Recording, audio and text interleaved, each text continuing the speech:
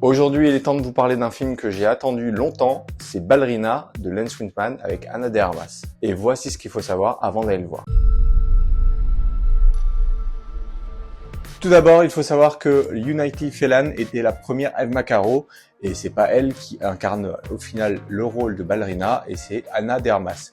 Mais néanmoins, si le projet avait été annoncé en 2019 et avec Lance Wittmann aux commandes, il faut savoir que Lady Gaga ou encore Chloé Grace Moretz étaient pressenties pour le rôle. Si le tournage avait commencé en fin 2022, il faut savoir que vers fin 2023, des rapports expliquaient que le film n'était pas aussi bon avec le montage de Lance Wittmann. Ces dires se sont confirmés avec certains acteurs comme Norman Reedus où il l'a un peu énoncé. Cependant, le studio ne s'est pas abattu, ils ont fait appel à Chad Stahelski pour réaliser des scènes supplémentaires qu'ils ont tournées à Prague pendant 2 à 3 mois.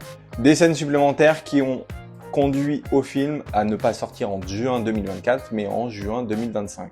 Il faut savoir également c'est que le tournage de ces scènes supplémentaires, Lance Wittmann n'était pas présent lors du tournage. Ces scènes supplémentaires, il faut savoir que ça a fait reporter le projet de Chad Stahelski, c'est d'ailleurs celui de Highlander, le redémarrage, qui là démarrera son tournage en septembre prochain. Suite à ces scènes supplémentaires, il faut savoir que Chad il s'est impliqué dans le montage et ce qui a conduit à une projection test où l'accueil a été beaucoup plus positif. Mais néanmoins, on a su un peu plus tard, c'est qu'il n'y a pas que eu des ajouts de nouvelles scènes, mais aussi des ajouts de nouveaux personnages et également une modification de la bande son. Ce nouveau montage a fait quelques séquelles parce qu'on a appris début 2025 lors d'une interview de Ian McShane et Ana de Armas qu'ils avaient une scène de combat entre eux dans le Continental.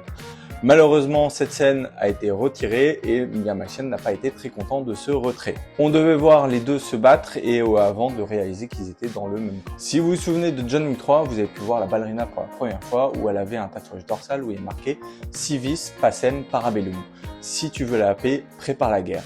Cette fois, il faut savoir que la ballerina n'a plus ce même tatouage et cette fois c'est Lux in Tenebris. Lumière dans les ténèbres. Côté histoire, si vous ne savez pas, c'est que l'histoire se passe entre John Wick 3 et John Wick 4.